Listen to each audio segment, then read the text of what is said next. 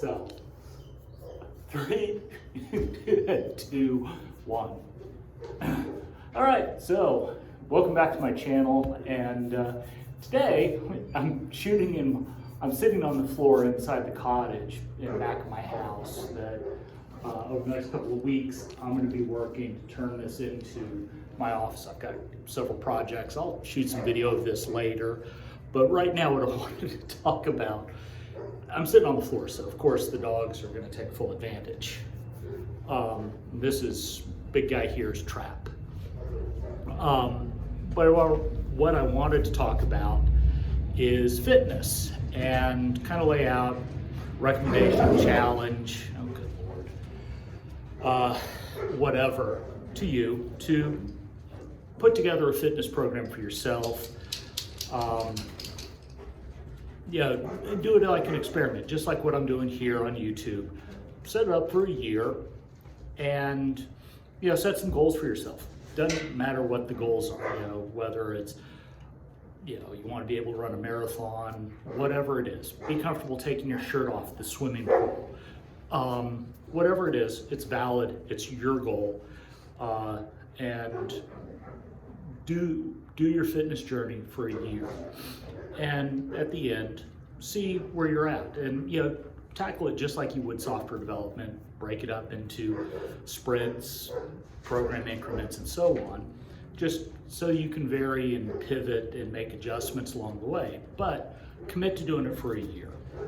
So why is a software developer sitting here telling you that you should get into a fitness program? Well, it gets into the nature of being a software developer. No, we don't lift heavy, we don't do physical stuff, and that's a problem. We're incredibly sedentary when we're working. You're in your little office, whether it's cubicle or like me, you work from home, but you get into your office, you're in front of the screens for maybe as little as 4 hours, but probably up to 12 hours. I've done days where I've been actively coding for 16 hours. Love it, but physically it's not great for you. So you need that physical outlet. And also, I kind of conflate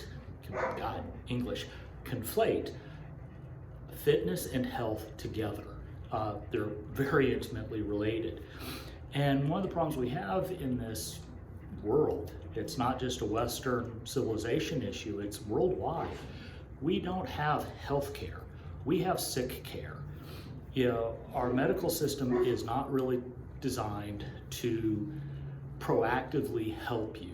It shows up after the fact. Oh, hey, you have high blood pressure. Take these pills. Which, by the way, if you take and look into the pills that they're giving you to control your blood pressure, which, by the way, it's a maintenance drug that they're giving you. It's not going to it doesn't fix the high blood pressure. It just lowers your blood pressure as long as you keep taking the pills.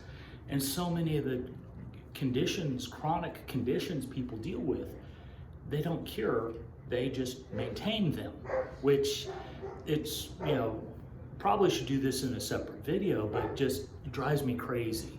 As a software developer, which also this gets into another reason for fitness is the stress. You're sitting there, and I realize I'm kind of jumping around a little bit, bear with me, but stress, you have a production issue.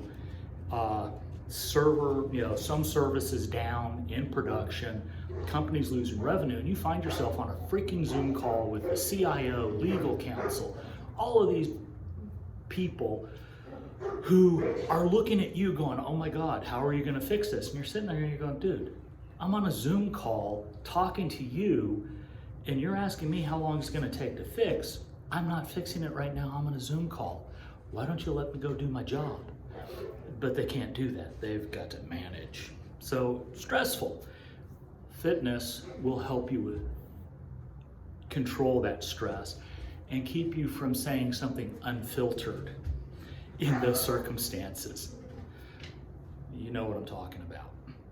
So, doing this stuff, I've gone on my own fitness journey and I enjoy it now. When I got started, I hated going to the gym. but I called it my Do Not Die plan, which also gets into the health, going back to where I started, back to the fitness and health aspect. This is Sammy, my little, she's also called Pandemonium.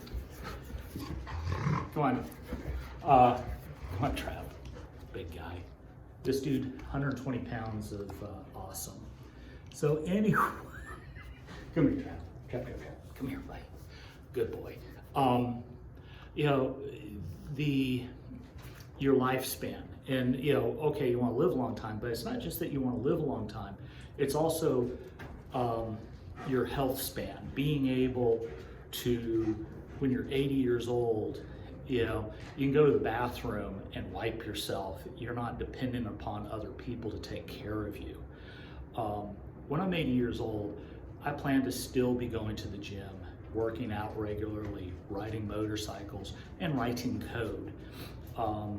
I see no reason to stop. And I'd like that for you as well. And so, going along those lines, let's set up an experiment for yourself for a year and see what you can do. Set some goals. And by the way, I'm not talking about weight loss. Funny thing, I weigh more now than I ever have. However, my body composition, I have less fat on my body than ever. But again, I'm not even worried about those type of things. It's more just your ability to be fit and feel good, which I believe the two go together.